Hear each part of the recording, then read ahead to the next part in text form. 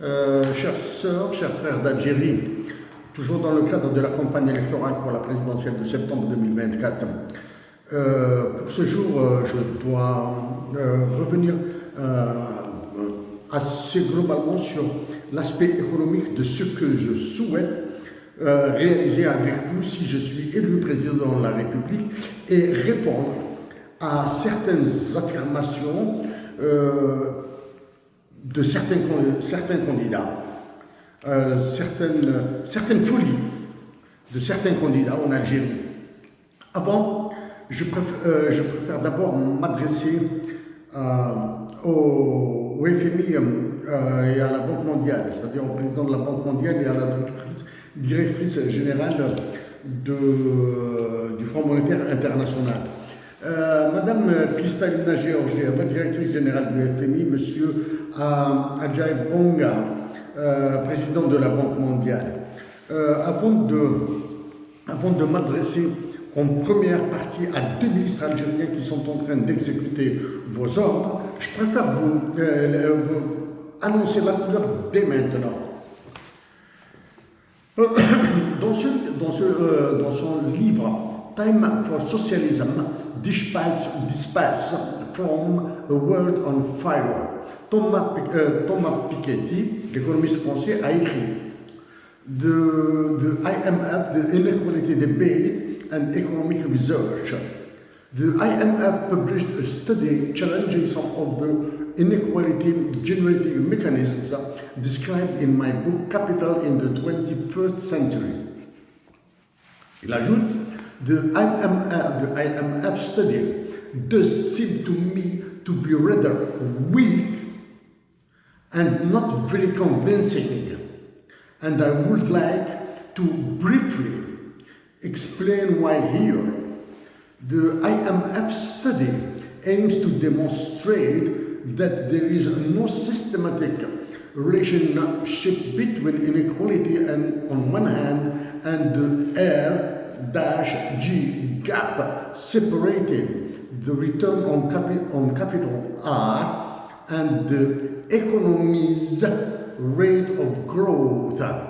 Technically, they run a statistical regression between a measure of the inequality and a measure of R-G. Now, the problem is that for both terms of the regression, the IMF uses totally inappropriate data, both for inequality and for the R-G gap, with the result that it is almost impossible to learn anything using from this exercise.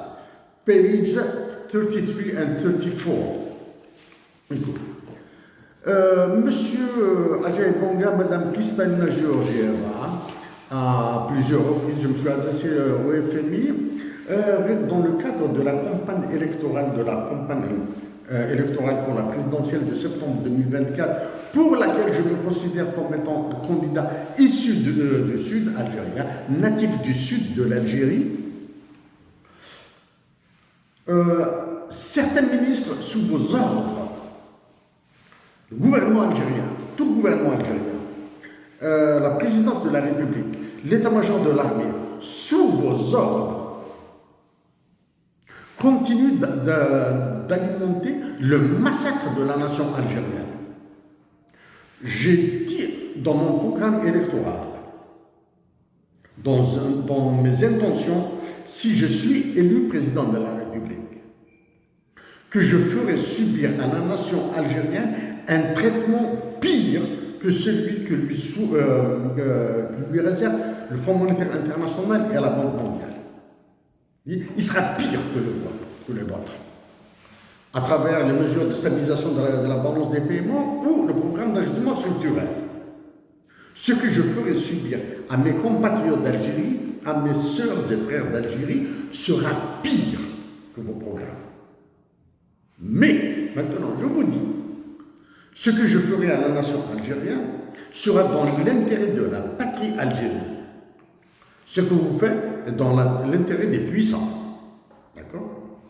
Vous profitez de la période électorale pour la présidentielle de septembre 2024, période durant laquelle toutes les personnes elles pédalent, patauchent, focalisées sur prétendument cette présidentielle pour que vous fassiez avancer vos ordres en Algérie.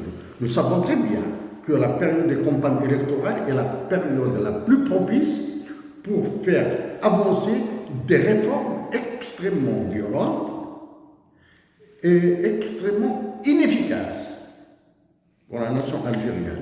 Donc, moi, je m'opposerai à votre programme. Si je suis élu président de la République, Monsieur Adjaye Bonga, Madame Kristalina Georgieva, directrice générale du FMI, je foutrai en l'air toutes vos décisions.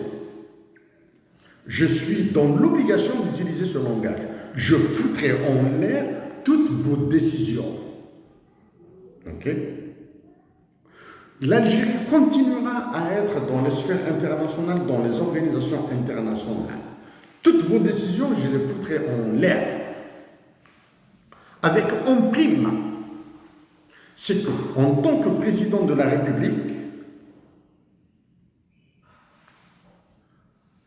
j'agirai bien sûr dans l'intérêt de la nation algérienne, mais je construirai un front nord-africain contre vous, contre les deux organisations, contre le FMI et la Banque mondiale.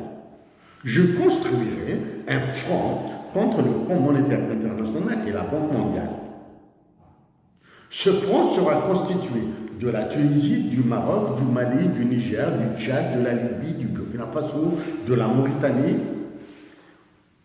Et nous verrons comment intégrer le Sahara occidental. D'accord? Je sais que le FMI a débloqué 70 millions de dollars pour le Niger. Si l'État, les décideurs de l'État nigérien les ont acceptés, grand bien leur face. Mais ce qui aurait été préférable, souhaitable pour la nation nigérienne, la nation malienne, burkinabé, tchadienne et toutes les populations qui sont laminées, broyées par un fiducie monétaire, celui du franc CFA, serait la création du banque central et de monnaie autonome.